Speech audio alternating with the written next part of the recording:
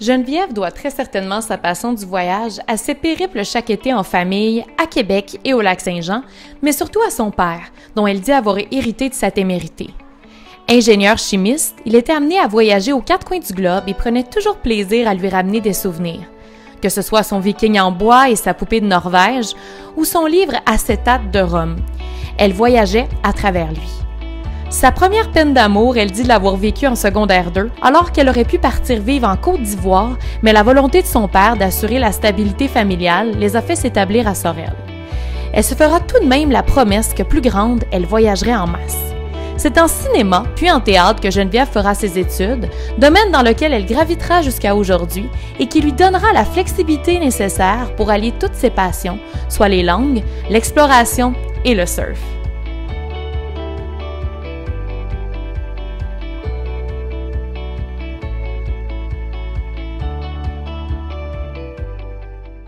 Bonsoir Geneviève, bienvenue au podcast Go Wild, comment ça va? Ça va bien, toi, merci. Ça va super bien, merci. Merci d'avoir accepté l'invitation. Je suis super contente de t'avoir. Toi qui es aussi connue sous le nom de Surfer Girl Around the World. Oui, c'est un vieux nom qui m'est resté finalement. Qui je trouve quand même assez de contexte parce qu'aujourd'hui, on va parler bien sûr de toi en tant que voyageuse, de tes nombreux voyages, mais surtout, on va mettre l'accent sur le monde du surf, qui est quand même une grande passion pour toi. Ouais. Puis, donc, tu es une personne qui, bon, oui, a une passion pour le surf, mais sinon, au niveau du travail, tu travailles dans le milieu du cinéma. Ouais. Donc, ça te donne une flexibilité de temps qui te permet de voyager. Puis aussi, tu as rédigé plusieurs articles comme collaboratrice pour Voyageuses du Québec. Donc, des articles, entre autres, sur la Polynésie, Hawaï, puis maintenant l'Italie. Ouais. Donc, j'ai bien hâte. J'ai lu celui sur Hawaï, mais j'ai hâte d'aller lire les autres. Donc, écoute, j'aimerais ça que tu nous parles un petit peu plus en détail de qui tu es, qu'est-ce que tu fais, tes passions. Donc, je te laisse le micro. Bien, parfait. Bien, je travaille en cinéma depuis 24 ans. C'est ma grande passion. Puis, en fait, je suis pigiste. Puis ce que j'aime d'être pigiste, c'est d'avoir la liberté de pas de prendre des vacances, parce que pour moi, il y a une différence entre prendre des vacances puis voyager, mais de pouvoir jongler avec les horaires. Fait que moi, c'est sûr que, sauf en ce moment, parce qu'avec la période du COVID, c'est différent, on est beaucoup plus à la maison, oui. Mais habituellement, entre les contrats, je suis toujours partie. L'hiver, c'est plus tranquille pour moi, donc souvent, ben, je skippe l'hiver. Mes amis sont bien jalouses, mais c'est le moment que je travaille pas. Moi, je suis bien jalouse de mes amis qui sont professeurs et qui ont tout l'été pu profiter de l'été. Puis moi, ben, je travaille. Donc, puis c'est ça. J'ai découvert une passion pour le voyage puis pour les langues. Puis j'aime beaucoup tout ce qui est océan. J'ai toujours aimé me baigner, nager. Et le surf, c'était une grande passion. Fait qu'un jour, j'ai décidé d'aller apprendre l'espagnol et en même temps le surf. Fait oui. Puis tout ça a changé mon mode de travail, ben, mon mode de voyage un peu. En orientant vraiment tes voyages sur avoir les plus belles vagues, puis surfer les plus belles vagues plutôt. Mais avant d'aller dans je te dirais, ces sujets-là, je serais curieuse de savoir un petit peu, parce que quand on s'était parlé la dernière fois, tu m'avais parlé d'un moment qui avait quand même été assez marquant pour toi. Tu sais, tu parlais de ton amour pour les langues, mais ça a été un peu l'événement déclencheur qui a fait en sorte que tu t'es intéressée à une autre langue qui est l'espagnol. Donc, parle-nous un petit peu de ce moment qui était un voyage allié avec ton travail comme à l'époque, je veux juste être sûre, accessoriste? Non. En fait, c'est parce qu'en sortant de l'école, tu prends à peu près un peu les contrats qu'on t'offre. Oui. Puis j'avais eu l'opportunité de travailler sur un décor. En fait, ils appellent ça stage manager. OK. Mais en fait, j'étais en charge du décor et des danseurs. Puis le décor était amovible. En fait, les murs bougeaient pendant que les danseurs dansaient, puis tout ça. Puis c'était un effet d'ombre et lumière. Donc, on m'a offert un contrat d'à peu près, je pense que c'était 5 semaines au Mexique. Et c'était mon baptême de l'air. Donc, j'avais dit rapidement aux gens, j'ai jamais pris l'avion, mais c'est pas quelque chose qui me faisait peur. Fait que mon premier voyage en avion, c'était pour aller travailler. Fait que c'était vraiment excitant. Puis quand je suis arrivée là-bas, en fait, on a eu un problème à la douane. Notre décor est resté prêt à la douane. Fait qu'on s'est mis à en construire un là-bas avec des Mexicains. Puis moi, je répétais tous les mots parce que, tu sais, l'espagnol, c'est facile à comprendre pour les francophones. Oui. Donc, puis j'aimais ça. Puis là, j'étais derrière lui. Puis là, je répétais martillo. Puis là, je disais martillo, c'est un marteau. Puis il était là, oui. Puis là, il riait parce que toute la journée, je le suivais. Puis je répétais les mots. Puis là, il m'appelait le petit perroquet à la fin parce que les gars, ils trouvaient ça super drôle parce que je me promenais. Puis, tu sais, je me suis rendu compte que c'était facile. Puis, ça ouvrait aussi... des fois, les Mexicains venaient vers moi puis ils me disaient Ah, je suis pas très bon en anglais. Puis je disais, mais moi non plus. Puis on se rendait compte qu'on communiquait en anglais puis qu'on avait le même niveau. Fait que dans le fond, on était bon. C'est juste que souvent, les gens, on juge beaucoup. Moi, pendant longtemps, les amis, on parlait à ma place en anglais. Souvent parce que mon anglais était so-so. Fait que ça me donnait un petit peu de... C'est comme... J'ai comme eu envie d'apprendre les langues. Je me suis dit... C'était de voir le sourire des gars quand je répétais les petits mots en arrière ou que je m'amusais à dire des mots en espagnol. Puis après ça, en fait, à la fin de mon voyage, j'ai revu Diego, qui était le premier monsieur que j'ai rencontré à Puebla. Puis là, on finissait à Mexico City. J'avais mon décor. Puis là, je suis arrivée sur le stage. Puis là, j'étais contente parce que c'est lui le stage manager avec moi, mais version mexicaine. Puis je pouvais... Là, j'ai dit, ah, laisse-moi faire mon petit show. Puis là, je suis arrivée. Puis là, j'étais là, centro, linea centro, 3 metros. Je disais juste des mots, des chiffres, tu sais, que je vais avoir une ligne centrale. Puis j'ai pas appris à faire des phrases, puis tout ça, mais j'étais capable de dire, j'ai faim, j'ai soif, je vais aller manger. Puis il était fier, tu sais, il me regardait, puis il a fait, ouais, elle se débrouille bien. Puis c'était le fun parce que les Mexicains sont... Déjà que moi, c'était étrange pour eux que je sois une femme stage manager parce que pour eux, les femmes en théâtre ou en spectacle sont maquilleuses puis habilleuses. C'est un pays patriarcal, beaucoup macho. Donc, fait que j'ai comme cassé un peu les barrières comme ça en baragouinant l'espagnol. Et il faut dire qu'à l'époque, j'avais les cheveux bleus aussi. Donc, c'était très drôle de voir leur visage quand j'arrivais. Là. C'est ça, t'es un peu, comment dire, hors norme. Donc, de pouvoir arriver, puis, tu sais, de pas t'imposer, mais, tu sais, vouloir faire partie, être proactive, puis un peu faire ta place. Je pense qu'ils ont beaucoup apprécié le fait que tu fasses des efforts pour parler la langue. Fait que déjà là, tu avais une glace de brisée. Oui. Puis après ça, ben, j'ai commencé à... Ben, on avait des journées de congé, on n'avait pas beaucoup, mais quand on avait, on sortait puis on visitait. Puis la première journée, j'avais visité avec la personne avec qui je travaillais. Puis c'était une personne qui avait voyagé partout dans le monde. Puis moi, je l'enviais, puis je posais plein de questions parce que là, j'avais la piqûre, puis je me disais, mon dos, tu sais, je suis capable de me débrouiller. Regarde, je suis au Mexique, j'ai un problème de décor, je baragouine l'espagnol puis l'anglais, puis il ne m'arrive rien. Fait que ça m'a donné comme confiance en moi pour pouvoir partir. Fait que je posais bien des questions. Puis quand on a passé la journée ensemble et tout ça, il chialait surtout. Il fait chaud, le poulet goûte pas comme le Saint-Hubert. Tu sais, il comparait tout le temps. Là, je me disais, ben non, j'espère que ça goûte pas le Saint-Hubert, Colin. Tu sais, je suis au Mexique, tu sais, j'ai envie de parler avec les Mexicains puis de partager avec eux, tu sais. Puis finalement, à un moment donné, j'ai pris mon courage à deux mains puis j'ai été voir un des danseurs puis j'ai dit, je vais juste te le dire, aujourd'hui après-midi, je prends mon après-midi off, je vais prendre un taxi tout seul, puis je vais aller dans le centre, puis je vais revenir vers 18h pour manger avec vous autres. Si je ne reviens pas, ben j'ai une photocopie de mon passeport, puis j'ai le numéro de l'hôtel, la carte de l'hôtel, puis tout ça. Fait que si je ne comprends pas, tu donnes la carte de l'hôtel au taxi. Puis j'ai eu beaucoup de fun, tu sais, je me suis promenée, puis tout ça. Puis j'ai fait rire les gens parce que j'avais mes cheveux bleus, longs, avec deux tresses. Puis là, je me suis assise dans un parc pour manger une espèce de glace avec du sucre. Puis là, il y a une madame édentée avec son espèce d'épi, puis son chapeau. Puis elle me regardait, puis elle riait, là. Elle riait comme un enfant qui rit, là. Tu sais, puis ça nous fait rire. Mais elle riait de moi parce qu'elle me trouvait drôle. J'avais deux tresses, puis j'avais les cheveux bleus avec des grands yeux bleus. Puis je mangeais ma glace, puis elle riait. Puis plus qu'elle riait, plus que je riais. J'ai aimé ça, tu sais, ça a fait comme... Un moment super humain. Oui. Fait que, puis j'ai aimé ça comme... à ce moment-là, sortir tout seul, de prendre des chances. Puis même à Mexico City, puis je te dirais que je me suis perdue, puis une couple de fois, j'ai eu peur, mais j'ai eu confiance en moi parce que je sais qu'il ne faut pas que tu aies l'air d'une victime, tu te promènes la tête haute puis tu fais semblant de rien. Mais il ne m'est rien arrivé. Tu sais, je pense qu'il faut écouter sa petite voix en dedans.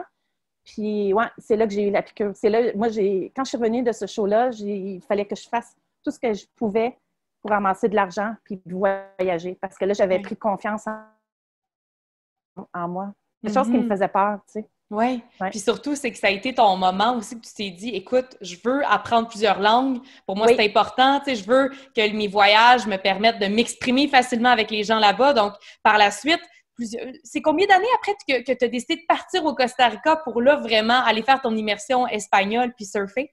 Je pense que ça a pris une couple d'années parce que c'est sûr qu'au début de ma carrière, quand tu étudies en théâtre, tu travailles en cinéma, il les années sont maigres les premières années. Fait que mon but, c'était de travailler puis de me faire un nom puis tout ça. Je pense que ça n'a pas pris beaucoup de temps. 6-7 ans à peu près, après l'école. Ouais, même pas. Mais tu sais, c'était juste pour ramasser mon argent puis tout ça. Puis à un moment donné, je me suis décidée, parce que je faisais des petits voyages, mais je testais mes limites. J'avais pas beaucoup d'argent, fait que j'allais à Cuba, mais à côté de la Havane, je m'assurais d'avoir des transats, des navettes gratuites qui allaient. Puis après, je savais qu'il y avait un village à côté. J'étais toujours à l'extérieur du resort. C'était juste, pour moi, c'était une sécurité. Puis là, je me rendais compte que je ne pouvais pas apprendre l'espagnol par moi-même. Fait que je suis partie au Costa Rica en immersion espagnole. Et j'ai choisi le Costa Rica parce que c'est un pays merveilleux pour un premier voyage. Puis à cause du surf, parce qu'en arrière, malgré toutes mes passions que j'avais, le surf, tout ce qui a rapport avec des sports nautiques, c'était quelque chose qui était important pour moi. Puis de voir des singes, des paresseux. Fait que c'est comme ça que j'ai décidé d'aller au Costa Rica. Oui. Puis tu dis que les sports nautiques étaient importants pour toi, le surf. Fait que ça l'était déjà. Fait que tu avais déjà été imprégné un petit peu des sports aquatiques, là. Ça avait commencé quand, cette histoire-là? Je nageais très, très jeune. J'ai commencé à nager très jeune. Puis j'allais souvent à la piscine le week-end. Je me rappelle, quand j'étais jeune, ma mère allait nous porter à la piscine à Shawinigan. Puis j'allais faire des longueurs. Je ne sais pas ce qu'on faisait. On pouvait passer 5-6 heures dans la piscine.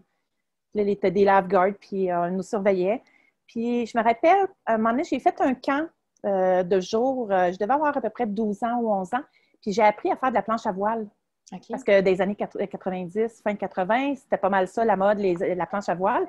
Puis le surf au Québec, c'est pas quelque chose qui est possible. Maintenant, oui, avec le surf de rivière. Puis j'ai fait de la planche à voile, puis du petit catamaran. En fait, c'est comme un mini petit bateau. Puis là, tu apprends avec la voile. Puis j'ai eu un gros crush sur le moniteur. Une espèce de blond bronzé, un peu style californien, bien relax. Tu sais, genre 16 ans, là, puis moi, j'ai 11 ans. Puis je me rappelle, je le trouvais bien beau. Puis j'ai quelque part une photo où il m'écrase un cornet de crème glacée, ça joue, là, puis là, tu vois que je suis toute gênée. Puis j'étais toujours... Puis à chaque fois qu'il avait besoin, mettons, d'une jeune pour l'aider à faire des excursions avec des plus petits, avec les petits papous, là, il me prenait. Puis là, moi, j'étais en amour avec, mais tu sais, juste aller essayer de faire de la planche à voile ou du catamaran avec un petit jeune, mais gilet de sauvetage, là, c'était bien sécuritaire. Ouais, fait que... Ouais, puis le surf, c'était quelque chose, tu sais, qu'on voit. C'est pas très commun au Québec, mais c'est quelque chose que je voyais, puis je voyais des gens voyager au Costa Rica qui me parlaient de ça. Puis c'était quelque chose qui m'intriguait vraiment, vraiment beaucoup. Puis tu es allée à fond dans dans cette intrigue-là, dans le sens que tu es juste partie, puis tu es partie combien de temps au Costa Rica? Je suis partie 1 mois en immersion. Okay. Ouais. OK. Dans quel coin tu étais? Je vivais à Quepos, dans une famille. Mes cours étaient à Manuel Antonio. Fait que le matin, j'avais de l'espagnol. Et l'après-midi, moi, j'avais sorti mon argent de poche, là, tout ce qui me restait. Puis là, j'avais pris le all-in. Là, j'ai fait, OK, pendant 1 mois, je veux des cours 5 fois par semaine. Puis là, ils ont dit, commence par 4 fois par semaine, tu vas voir, c'est très fatigant. C'est physique. Oui, garde-toi le vendredi de congé, tu sais. Fait que là, j'ai fait, OK, puis ils ont eu raison parce que c'est vraiment exigeant, puis tout ça. Parle-nous-en. Oui, excuse-moi, oui, je suis curieuse de savoir, ça a été comment tes premières vagues? Est-ce qu'on se pète la face bien des fois avant d'être capable de... Ouais. Ah oui, puis étrangement, c'est parce que quand tu fais du surf, tu es regular ou goofy. Ça veut dire que tu es droitier ou tu es gaucher. Moi, dans la vie, je suis ambidex. Donc, ce qu'il a fait, c'est qu'ils nous ont mis sur une planche de surf dans le sable, puis là, ils te font ramer, puis ils te font lever debout. Je me suis levée goofy, je me suis levée gauchère. Fait que j'ai passé 1 semaine à essayer de me lever gauchère, puis ça ne marchait pas. Puis là, à un moment donné, il y a un autre surf instructeur qui est arrivé, puis là, il a dit, il est passé en arrière de moi, puis il m'a donné une tape dans le dos, un peu pour... les gens, ils font ça pour le snowboard, pour savoir de quelle jambe. Puis quand en me poussant dans le dos, ma première jambe qui était en avant, c'est là ma jambe gauche. Non, oui, c'est ça. Fait que ma jambe... Ta jambe dominante, dans le fond. Oui, c'est ça. OK. Fait que là, j'ai regardé les gars, puis là, j'ai fait... Puis là, ils m'ont dit, mais pourquoi que la première fois, tu t'es levé dans ce sens-là?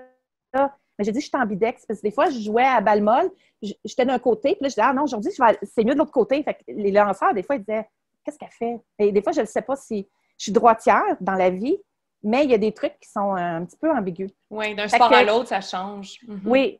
Donc, là, ça l'a beaucoup aidé. Puis, là, je me suis levée debout. Fait que moi, je voyais tout le monde se lever debout la première semaine. Puis, moi, qui étais super passionnée, je ne me levais pas. Je ne comprenais pas pourquoi je ne me levais pas parce que je me donnais 100 fois plus que les autres. Mais c'était un petit peu ça, parce que tout est une question de balance, Ouais. Puis est-ce que tu avais peur?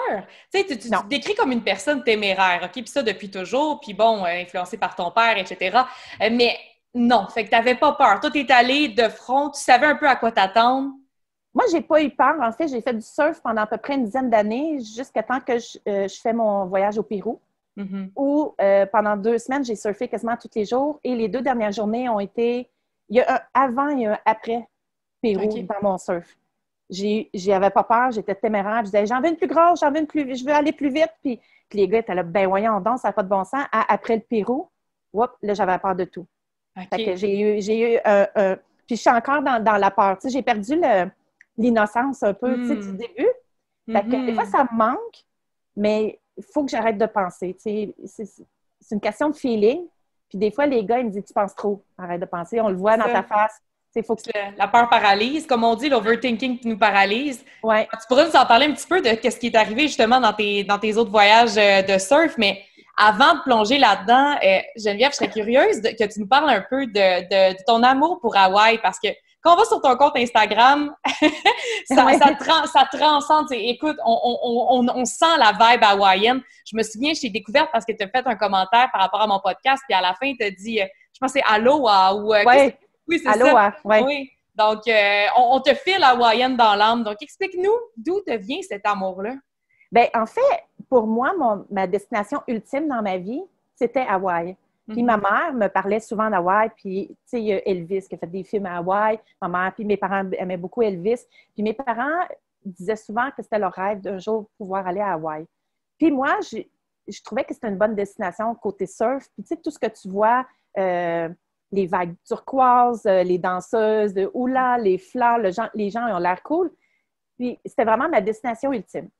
Puis, je magasinais pour regarder, pour aller retourner au Costa Rica faire du surf sur un site sur Internet pour avoir un deal avion et chambre auberge là, inclus. Puis, finalement, pour le fun, j'ai dit, je vais faire Waikiki. Puis, c'était pas si cher que ça. Là, je vais... Hein? Là, Waikiki? Ouais. Waikiki, excuse. Non, Waikiki, c'est sur l'île d'Oahu, c'est la ville à côté d'Honolulu. C'est la ville c'est l'île la plus peuplée, excuse-moi, d'Hawaï. C'est pas la plus grosse, parce que la plus grosse, c'est Big Island, mais c'est pas mal. L'aéroport international est là. Fait que, Est-ce que c'est l'île qui est reconnue pour les vagues, justement, pour les surfeurs? Oui, beaucoup.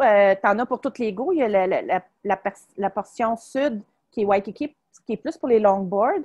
Puis, tu as la portion nord où il y a des grosses vagues en hiver, mais l'été, il n'y a rien. Mais en hiver, il y a des grosses vagues, puis il y a des grosses compétitions, surtout en novembre-décembre, qui s'appelle le Triple Crown.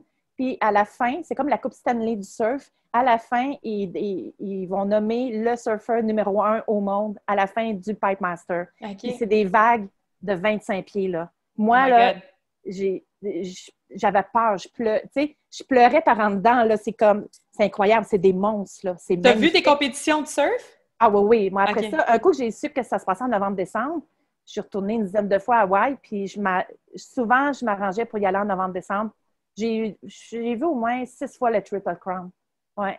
Incroyable. Parce que toi, mettons, ta vague que tu as surfée, tu dirais là, ta plus grande, puis on en parlera de sortir de sa zone de confort, mais ça a été quoi en termes de mètres? C'était une 8 pieds à Waikiki. OK, excellent. Ce qui est quand même assez gros. Oui.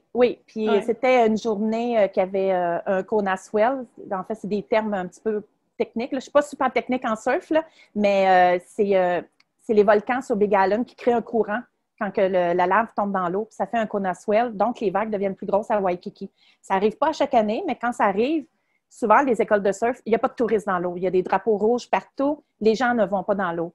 Moi, j'étais à la surf shop.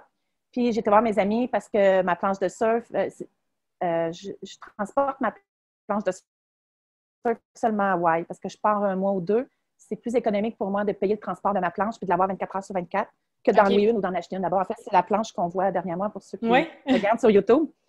Donc, ma planche est là-bas, puis j'arrive à la surf shop, puis je dis, j'ai goût d'y aller, tu sais. Pensez-vous que je suis prête? Ils ont dit, t'es prête, mais on ne te laisserait pas aller tout seul, tu sais. Si t'es capable, on te paierait quelqu'un, tu sais. Puis un de mes bons amis là-bas, Sean, c'est un coach pour aider les jeunes qui veulent devenir pro-surfer. Donc, c'est un ami à moi depuis des années. Il m'a beaucoup, beaucoup aidé pendant des années à Hawaï à améliorer, à survivre, à ne pas paniquer. Il m'a appris plein d'affaires. C'est mon mentor de surf. Et j'ai dit, parfait, on va aller dans l'eau.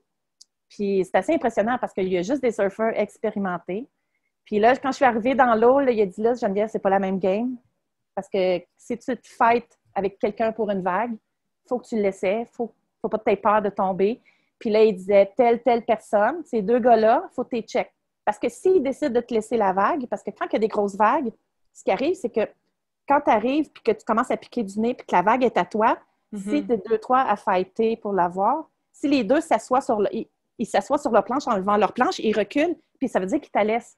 S'ils te laissent la vague, il faut que tu le laisses, il faut que tu la fasses. Fait que là, il y avait ces deux gars-là, puis là, il y avait des filles, puis là, il a dit, ah, ceux-là, c'est des snakes. Les snakes, c'est les serpents, c'est ceux qui viennent te voler les... Fait qu'il dit, quand tu le vois arriver, assis-toi sur ta planche, puis laisse-les passer, parce qu'ils ne respectent pas l'étiquette du surf. Fait que là, j'étais un petit peu nerveuse, parce que, tu sais, habituellement, il y avait des touristes, puis, tu sais, des petites vagues, là, 4-5 pieds, 6 pieds, tu sais, c'était comme... Mais là, c'est des grosses vagues, tu sais. Puis j'ai fighté avec des filles, ils m'ont laissé la vague, ça a bien été. Le monde était content pour moi parce qu'ils me reconnaissent. Ils me reconnaissent à cause de mes tatous. Ouais, mes tatous, ma vague. Puis ils étaient contents de me voir parce qu'ils disaient, ouais, elle est prête. Puis tu sais, des fois, ils voulaient me pousser sur une plus grosse vague. Puis là, il y en a un Hawaïen avec qui j'étais devenue chum avec le temps qui disait, non, Geneviève, écoute-les pas. Il dit, arrête de la pousser trop loin. Il ne faut pas pousser les limites trop loin. Puis à un moment donné, ben c'est ça, j'ai fighté avec les deux gars, tu sais, les deux gars qui m'avaient dit, si tu fightes pour faut pas, si tu laisses la vague, il faut que tu la fasses. Mais je te jure, les gars, ils étaient à 3 pouces de mes bras. Puis là, j'ai regardé les deux, puis j'ai fait, oh non, pas ces deux-là. Puis là, je ramais. Puis à un moment donné, j'ai vu les planches se lever de même. Puis je te jure, j'étais quasiment à 90 degrés parce que tu colles sur, je sais pas comment je comprends pas encore, tu colles sur la planche. Puis là, à un moment donné, il faut que tu saches le bon moment. C'est un feeling. Il faut que tu te lèves debout. Parce que si tu restes comme en 45 degrés, quasiment, c'est presque 60 degrés des fois, ben, c'est parce que si ton nez de planche touche dans l'eau, tu flippes, tu pars. J'appelle ça la machine à laver. Là. C'est comme tu pars dans le tourbillon. On veut pas être dans la machine. On ne veut pas être dans la machine. Il y a des récifs à Waikiki, puis il n'y a pas juste une vague, c'est une série de vagues. Il y en a 7-8 qui arrivent, fait que tu vas être pogné là longtemps. Fait que je me lève debout, je vais se lever debout, puis c'est la vague, tu sais, puis c'était vraiment bruyant. Là. Je me rappelle, moi, Sean, il me disait tout le temps, si tu ne veux pas tomber, il faut que tu regardes où tu vas aller. Je regardais la plage parce que mon but, c'était de me rendre sur la plage puis éviter les récifs, parce que pendant que j'étais debout, tu sais, quand il y a des vagues, des fois, sur le sable, on voit l'eau, le ressac, l'eau sort, puis l'eau revient. Mais quand l'eau est sortie, tous les récifs étaient sortis de l'eau. Fait que moi, je m'en vais, puis je vois les récifs. Mais je sais que je m'en viens avec l'eau. Fait qu'il ne faut pas que je tombe. Parce qu'il faut que je reste debout sur la vague si je veux que l'eau me protège avant que j'arrive puis que je passe par-dessus les récifs. Puis rendu là, quand j'ai fait cette vague-là, j'étais bien contente. J'ai fait signe, je ne retourne pas. Moi, ça, c'était ma vague. Oui, c'est ça. Ça, c'est un concept intéressant. Quand tu dis c'est ta vague, c'était ma belle vague, je peux finir ma journée là. Ah oui. Explique à ceux qui nous écoutent le niveau de satisfaction. Bien, peut-être parce que je me considère comme une intermédiaire, mais je ne suis pas très bonne. Je me considère pas très... Je suis très passionnée, j'adore ça, mais je trouve que j'en prends pas beaucoup. Mais ça a l'air que c'est normal. Mais moi, peut-être parce que je vais voir le Billabong puis le Pipe Master, puis là, je les regarde aller, puis je me dis, mon Dieu, ils font ça comme si rien n'était, tu sais. Mais quand j'ai une belle vague, je le sais que par après, j'en aurais pas une aussi belle dans la journée. C'est une espèce de moment de... C'est un mélange d'adrénaline puis d'endorphine en même temps, super, super puissant. Puis, je sais pas, tu as envie de pleurer, de rire puis tu as peur en même temps.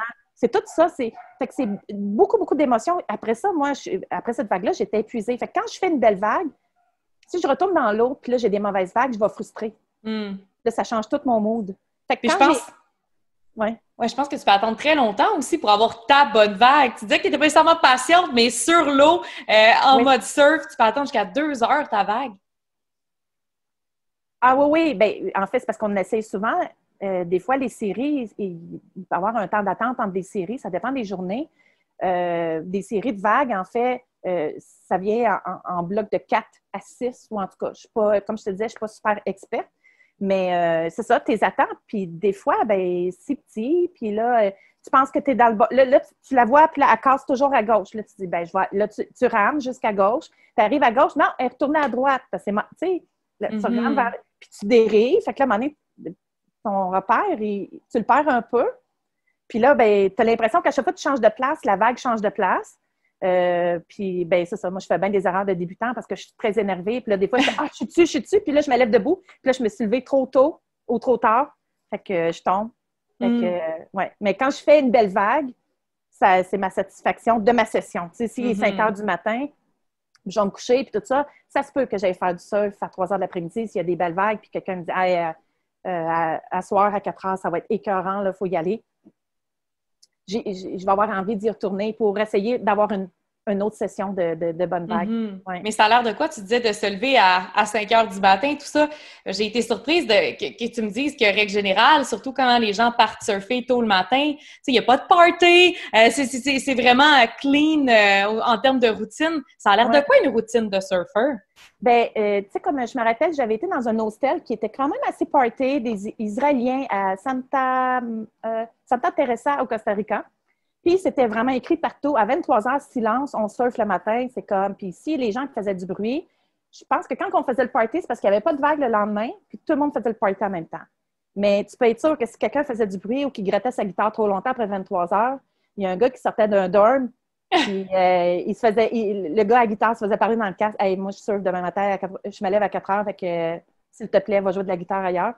Mais, tu sais, puis au début, j'étais comme, oh, mon dos, mais j'étais contente parce que tout le monde a le même but. Fait que tout le monde se lève le matin, puis là, on est tous comme « Oh my God! » tu sais, puisque c'est difficile de se lever, les faits noirs, puis là, il y a des moustiques à 5 à 4 heures. Puis là, tu manges une banane, puis là, tu t'en vas avec ta planche de surf, puis là, tu marches. Puis là, tu fais comment? Pourquoi j'ai fait ça? Tu sais, t'es fatigué, t'as pas... Puis là, tu arrives, tu te mets 2 pieds dans l'autre, tu commences à ramer, elle sourire aux lèvres, c'est comme prendre une dose de café, puis là, tu fais surf. That's why. Ouais. Puis des fois, on revient, là, on déjeune, parce que là, on arrive, puis là, on commence à préparer le déjeuner en gang. Tout le monde, on mange des œufs, puis tu sais, ben, de la protéine, puis tout ça.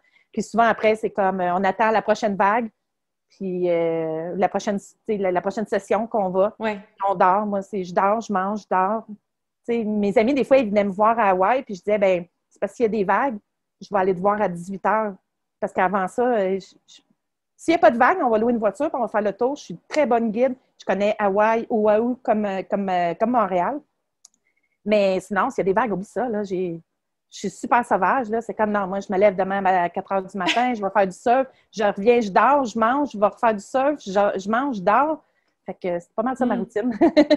Mais je trouve ça tellement intéressant. Puis, tu sais, mettons, s'il y avait quelqu'un qui s'intéresserait, tu sais, mettons, bon, une personne intéressée à faire du surf, il va pour la première fois, t'aurais-tu des conseils à lui donner? Ça serait quoi comme les top 3 ou 5 conseils, éléments à prendre en considération quand tu commences? Bien, en fait, je pense que quand on commence, bien, il faut être indulgent parce que c'est pas facile. Puis l'idéal aussi, c'est de le faire avec des écoles ou avec des surf camps ou des instructeurs. Parce qu'il y a une étiquette aussi. Si tu fais des trucs mal dans l'eau, tu vas te faire crier après, tu ne te feras pas respecter. Puis ça, c'est important à apprendre. C'est important de respecter la crowd. Puis il y a des gens, puis il y a des locaux qui sont très protecteurs de certaines vagues. Puis moi, des fois, je tourne dans l'entour d'eux autres pendant 2 jours, puis je vais faire mes petites vagues, puis je reviens. Puis à un moment donné, ils me disent « Tu peux venir la faire là? » Tu sais, j'attends qu'on m'invite. Je respecte beaucoup ça. Il y a une vague à Waikiki, la Queens. Fait qu'il y a tout ça qu'il faut apprendre. Il faut avoir un surf instructeur parce qu'il va t'apprendre la base, mais aussi, au début, pour t'aider, il te pousse sur la vague. Fait que là, qu'est-ce qu'il fait? Moi, je trouvais ça bien frustrant parce que moi, je leur ai dit tout de suite « Non, tu ne me fais pas ça. » C'est que pour rattraper une vague, il faut que tu rames presque en même temps qu'elle, puis que tu pognes, c'est comme un momentum, il faut que tu pognes le bon moment, la pousser, puis là, tu es dessus. Mais eux autres, qu'est-ce qu'ils font? C'est qu'ils te font ramer comme si tu essayais de l'attraper, mais ils te retiennent. Puis à la dernière minute, quand eux autres, parce que les vagues ne sont pas très grosses, là, quand tu commences à prendre ces 2-3 pieds, eux autres sont assis sur leur planche, ils te retiennent. Fait que là, toi, tu rames comme si tu étais pour la poignée. Puis rendu à la dernière minute, ils te poussent, puis ils te poussent au bon endroit. Si tu n'es pas bien placé, ils vont vraiment te tourner la planche puis te pousser. Okay. Fait que c'est le fun parce que tu le sens. Tu sens le momentum. OK, c'est là. Puis là, tu te lèves debout puis tu es content. Là, moi, j'ai fait non, tu fais pas. Au Costa Rica, j'avais 18. Non, t'arrêtes de me faire ça. Là. Il dit pourquoi? J'ai dit, tu me fais pas. Retiens-moi pas. Si je peux pas attraper mes vagues tout seul, je veux pas. Bien, ça va être difficile. Bien, ça sera difficile. Moi, je suis peut-être puriste, mais sais, il y a une différence entre ceux qui veulent apprendre le surf pour en faire pour vrai ou ceux qui vont à Waikiki et qui veulent avoir une couple de photos debout sur une planche de surf avec leur chum en voyage de noces ou avec les enfants. C'est cool. Fait que c'est les conseils que je donnerais. Puis aussi, je pense que tu as un choix à faire, tout dépendant de ce que tu as envie. Toi, je sais, si je ne me trompe pas, tu fais du longboard. Puis il existe aussi des planches régulières puis des bodyboards. Je ne sais pas si tu peux démystifier ça pour nous. Ben, en fait, moi, les longboards, c'est des planches qui font à peu près entre 8 et 12 pieds. Des fois, c'est un peu plus, ça peut être plus long aussi, mais 12 pieds, c'est pas mal le max pour du longboard. C'est un sport que je considère un peu plus féminin. Il y a des gars qui en font, mais il y a beaucoup, beaucoup de compétitions qui c'est plus féminin. Et le longboard, c'est en fait, c'est comme une discipline qui est très différente de ce qu'on voit souvent les gens qui font du surf régulier, qui font des pirouettes, qui font des barrels, tu sais, le tunnel d'eau, puis qui font des compétitions. Eux autres, ils gagnent des points quand ils font les tunnels, tu sais. Mais les longboards, le but, les filles, souvent, c'est qu'ils marchent. Le but, c'est d'aller, parce que comme la planche est longue, elle est en équilibre, puis toi, tu marches, puis le but, c'est d'aller toucher avec ton orteil le bout de la planche, puis de reculer, parce qu'il ne faut pas que tu perds le ballon. Puis il y a des figures, puis même à Hawaï, puis ça, je trouvais ça extraordinaire, ça me fascinait, il y a du surf en tandem. Fait que c'est un gars, puis ils pognent les filles, puis ils font des figures un peu à patin artistique. Ça, là, c'est vraiment impressionnant, là. C'est-tu un goal pour toi, ça? Non, vraiment pas, parce que je suis ben trop pesante pour les gars. Ils pourraient pas me lever. Mais, tu sais, je pense pas que j'ai la forme. Il faut que les filles sont grosses comme des ballerines, puis tout ça. Mais c'est impressionnant. Moi, j'ai regardé ça, puis... Fait que le longboard, c'est un peu ça. Moi, je suis une longboard parce que c'est ce que j'aime. Pour moi, le surf, il y a de l'adrénaline, oui, mais c'est relax dans un sens. Parce que c'est pas comme faire des sauts, des barrels, puis faire des vagues de 25 pieds. C'est un fun différent. Bon, il y en a qui n'aiment pas ça, il y en a qui n'aiment vraiment pas ça, mais c'est ça. Fait que moi, c'est mon genre. Mais la planche que j'ai, c'est une 8 pieds, c'est une hybride. Fait que c'est un mélange entre les deux. Fait que quand les vagues sont petites à Hawaï, je vais m'en louer une de 12 pieds pour me faire du fun. Si les vagues sont pas pires, ce qui est le fun avec la mienne, c'est qu'elle est plus malléable. Fait que c'est comme un mix entre les deux. Fait que je l'aime bien. Fait que les gens, ils aiment bien aussi, ils l'ont essayé souvent, puis ils font, c'est le fun, tu sais, parce que c'est comme un mélange entre les deux. Le surf régulier, ben c'est ça, c'est plus qu'est-ce qu'on voit avec Kelly Slater, puis les grands surfeurs, Joel Parkinson ou John Florence. Bien, ces gars-là, tu sais, c'est des pirouettes. Mais il y a des filles aussi, il y a Lana Blanchard qui en fait, puis j'oublie les autres noms. Mais c'est différent, c'est des plus grosses vagues. Les vagues cassent différemment. Tu sais, je peux pas vraiment aller surfer probablement avec mon longboard dans les vagues qu'ils font. OK. Parce que les vagues sont pas assez larges ou sont pas... Comme en termes de... C'est comme s'ils cassaient trop vite ou... Tu sais, c'est vraiment pas... C'est comme comparer, mettons, le ski alpin puis le snow. C'est un peu différent comme technique, puis j'ai l'impression que c'est vraiment ça. Mais il y a beaucoup de longboard à Hawaï. Et, je veux dire, tous ceux qui vivent à Waikiki, ils font pratiquement du longboard. Vraiment. Parce que c'est la plage. Même les gars, puis tout ça, là, ils s'en viennent avec leur planche, c'est immense, puis tout ça. Puis le boogie board, ben ça, c'est le petit board que tu mets sur la poitrine. Souvent, les gars, ils ont des palmes. Puis ça, souvent, ils peuvent faire des vagues qui cassent super rapidement. Puis, il y en a justement une à Waikiki qui est devant un mur qui s'appelle The Wall. Justement, ça s'appelle The Wall parce que tu peux juste la faire avec ça parce que tu arrives dans un mur. Fait qu'il faut que tu puisses te tourner. Wow! Fait que si tu ne tournes pas à temps, tu arrives dans le mur? Oui. OK. Oui, parce qu'ils ont construit un mur à un moment donné dans l'eau pour casser les vagues pour que les gens puissent se baigner dans l'eau en sécurité. OK. Parce que quand une vague arrive sur la plage, des fois, il y a des gens qui ne sont pas très... ils ne comprennent pas que ça peut être très dangereux. Là. Même si tu n'es pas dans l'eau, la vague, elle t'attrape, tu pars, là, tu sais, des fois. Fait que, ils ont construit un mur, justement, pour faire une espèce de petite plage privée pour les gens. Ça. Oui, pour les touristes, puis tout ça. Mais je pense que c'est vieux, ça date de super longtemps. Oui, puis cette vague-là s'appelle The Wall, puis tu vas juste en boogie board. Moi, je ne ferais pas ça, mais j'en ai déjà fait en République dominicaine. Puis j'avais trouvé ça vraiment cool. Oui, moi aussi, j'ai déjà essayé, mais très, comment dire, débutante pour le plaisir. C'était même pas une vraie planche. Elle était comme en styromousse, là. C'était zéro le level. Oui, c'est ça. Mais c'était quand même, ça m'a donné un feeling. Mais c'est le fun, le feeling. Oui, exact. Ouais. Puis, tu sais, t'as énuméré plusieurs endroits. Puis, je serais curieuse de savoir, toi, mettons, par rapport à Hawaï, tes endroits coup de cœur où surfer. vraiment pour ton surf à toi? Moi, pour mon surf, à moi, ça se passe à Waikiki. Il y a plusieurs vagues. C'est sûr qu'il y a beaucoup de surfeurs en ce moment, s'ils écoutent, ils vont dire « Oh my God, Waikiki, c'est l'enfer, il y a plein de touristes. » Je te dirais qu'à 5 heures du matin, il n'y a personne dans l'eau. Puis au coucher de soleil non plus, il n'y en a pas beaucoup. Puis en même temps, les surfeurs sont tous, les débutants sont tous sur canoës parce que chaque vague a son nom. C'est un peu comme une randonnée. Tu sais, des fois, tu arrives sur une montagne puis tu as 3 choix de randonnée. Ouais. La facile, la difficile puis l'intermédiaire. Mais c'est un peu ça, les vagues. Tu peux être sur la même plage. Puis les vagues, il y a des vagues super intéressantes à Waikiki qui sont très loin derrière. C'est quasiment un demi-kilomètre à ramer avec tes bras là, avant de te rendre. Là. OK. Ouais, il y a comme des gradations de vagues, si je comprends bien. OK, tout dépendant combien les touristes sont sur Canoës, qui est la première petite Canoës, parce que c'est là qu'il y a les canots hawaïens qui arrivent. Puis là, tout le monde arrive. C'est le bordel. Il y a des catamarans, il y a des touristes, il y a des gens qui ne prennent pas de cours. C'est un petit peu le bordel. Puis c'est vrai qu'il y a beaucoup de monde. Waikiki, c'est quand même pour ça.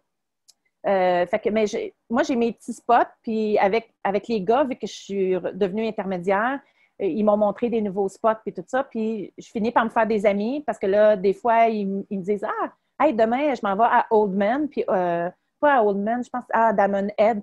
Puis il faut tout monter la montagne. Puis j'ai pas de voiture. Puis à Hawaï, tu peux pas te promener avec ton surf dans les autobus. Mais tu peux faire du pouce. Tout le monde à Hawaï, tu fais du pouce avec ta planche de surf. Ils vont sortir une serviette de plage, ils ont des straps ratchets dans la valise, puis ils vont accrocher ta planche. Puis là, ils vont conduire, puis ils vont dire « Regarde, ça, c'est chez nous. Ah, ben tu peux me laisser ici. » Non, on va t'amener à la vague, puis ils vont t'amener à la vague. C'est ça, Hawaï. Ils sont vraiment cool. C'est un beau vibe. Oui.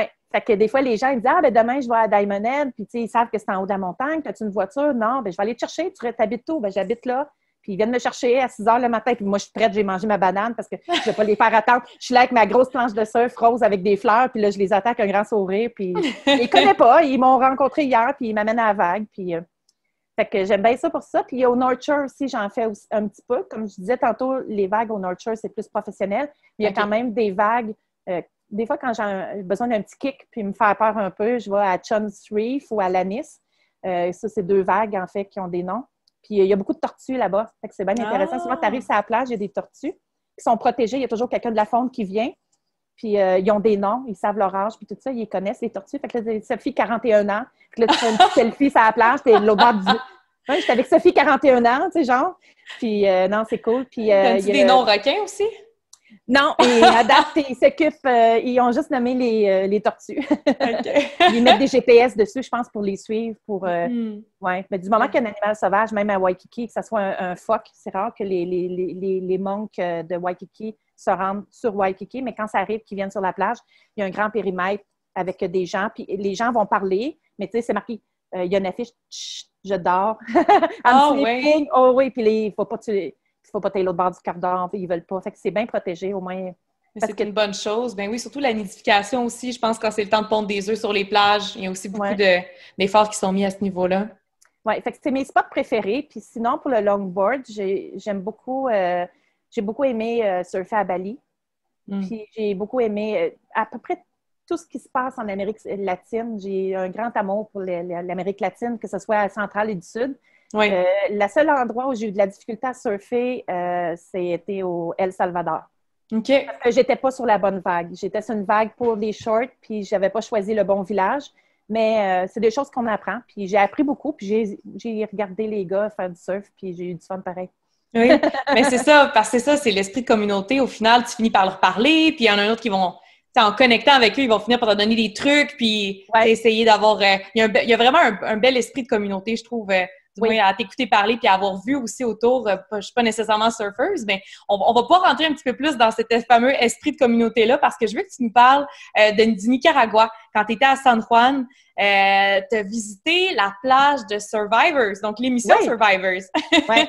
OK, c'est quoi qu'elle a de spécial? Bien, en fait, cette plage-là est très isolée. Puis elle est super grande. Elle est vraiment immense. C'est une grande plage. C'est à l'endroit où ils ont tourné Survivor.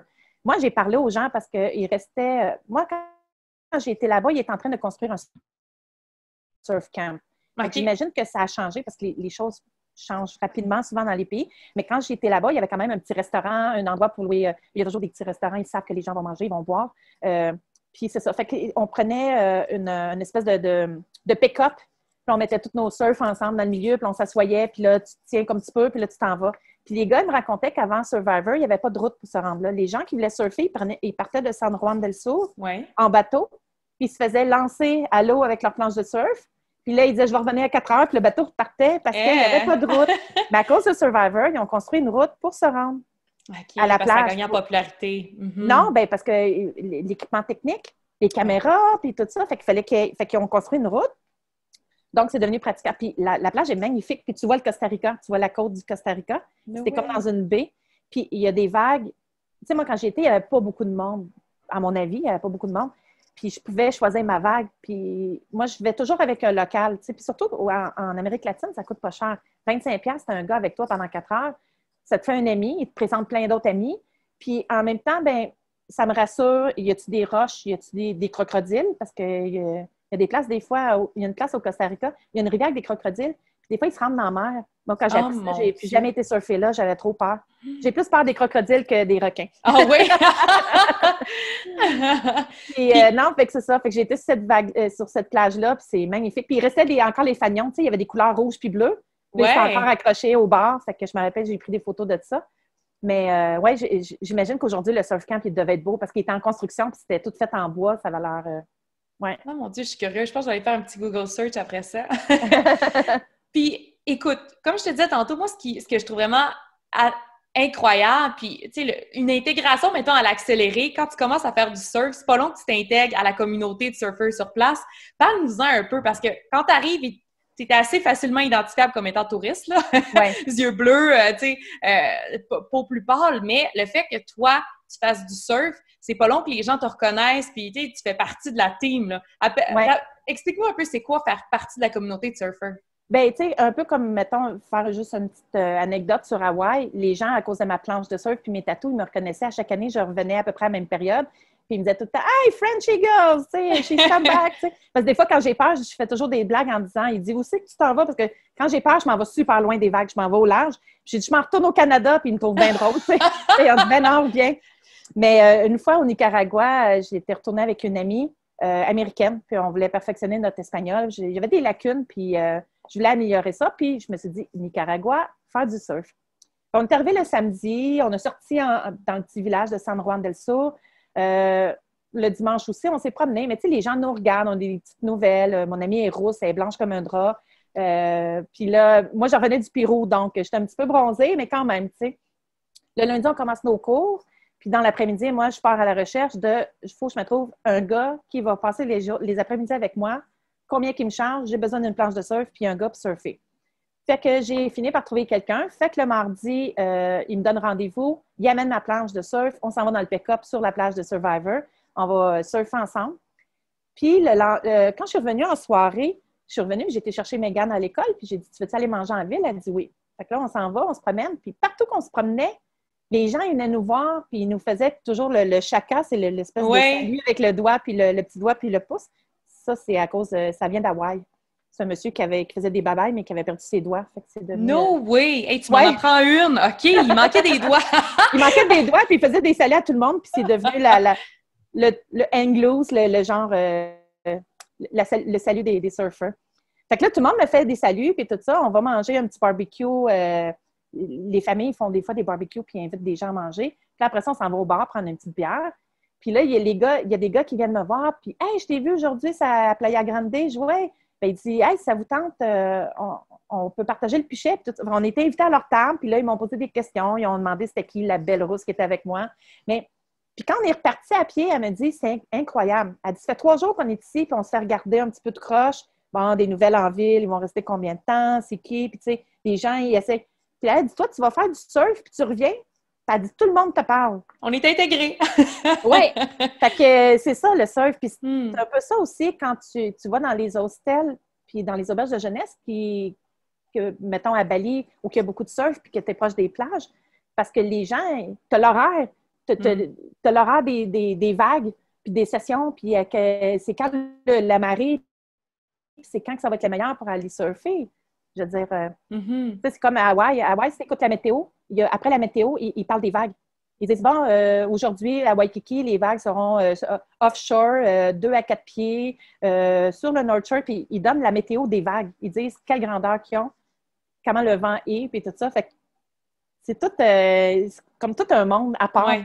C'est vraiment, ben c'est ça, ça fait partie intégrante de la culture du coin. Puis, tu sais, ça a l'air de quoi un petit peu quand, justement, la communauté de surfeurs, de quoi vous parlez? Tu sais, une fois que tu fais partie de la gang, c'est quoi? Vous parlez des vagues, des endroits que vous avez surfé? Tu sais, c'est quoi les sujets?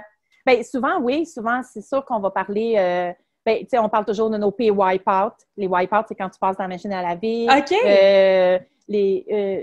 Des fois, oui, on parle de nos meilleures vagues, de nos spots, qu'est-ce qu'on préfère faire. Tu sais, moi, ben, je suis une longboard girl. Fait que des fois, je suis un petit peu étrange dans l'eau parce qu'il y en a un petit peu moins qui voyagent en se disant vraiment, je suis longboard girl.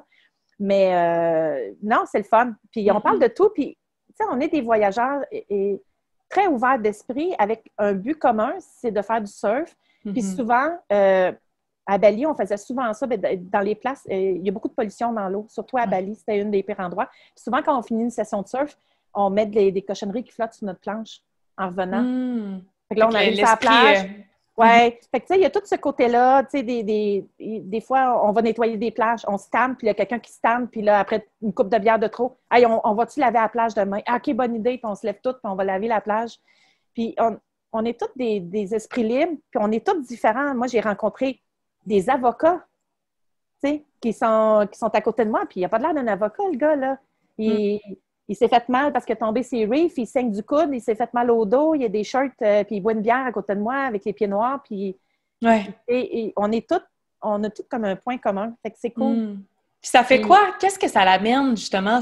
C'est quoi le feeling de surfer, d'être sur une vague? C'est quoi le feeling que ça t'amène? Bien, moi, je te dirais que pour moi, le surfer, c'est comme à la fois super frustrant, mais ça me rend super heureuse.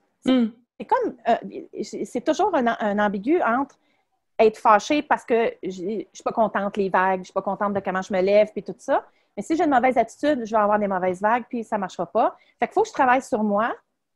Puis des fois, j'ai peur, mais j'y retourne pareil. C'est ça qui est ridicule. On y retourne tout le temps. Puis ça m'apprend aussi à être très patiente, ce que je ne suis pas dans la vie.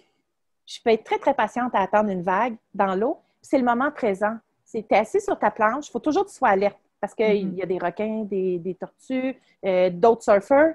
Il y a les vagues. Il ne faut jamais que tu fasses dos à une vague. Tu ne sais jamais ce qui va arriver en arrière de toi. Moi, je me suis fait surprendre par des vagues assez grosses à Bali qui n'étaient pas supposées être là. Tu sais, j'ai fait comme dossier casseur cette vague-là, puis tu as un mur devant toi, puis tu te reviens de base, sinon tu passes dans la machine à laver. Fait que, non, fait que ça m'apprend à vivre le moment présent et être balancé. Quand je fais du surf, les gens, ils ne se parlent pas trop entre nous autres. On s'indique des fois, tu ferais mieux d'aller là, au gars, viens ici, ça va être meilleur pour toi si tu la pognes ici. On jase un peu, mais pas tant que ça. Tout le monde est dans sa petite bulle, puis des fois, on est collés, là, on est une douzaine, puis on se regarde, puis là, on la voit, puis là, je fais des fois, oh, elle s'en vient sur moi. Puis là, je suis bien contente, puis là, tout le monde sont contents, ils disent, oh oui, elle s'en vient sur toi, puis c'est bien cool, mais c'est ça, c'est vivre le moment présent. C'est comme s'il y avait... Il n'y a rien d'autre qui existe. Mon travail n'existe pas, mon loyer n'existe pas, la chicane avec une amie, il n'y a plus rien qui existe. C'est le moment présent. Je suis là, je suis heureuse, je suis dans l'eau. Puis c'est ça.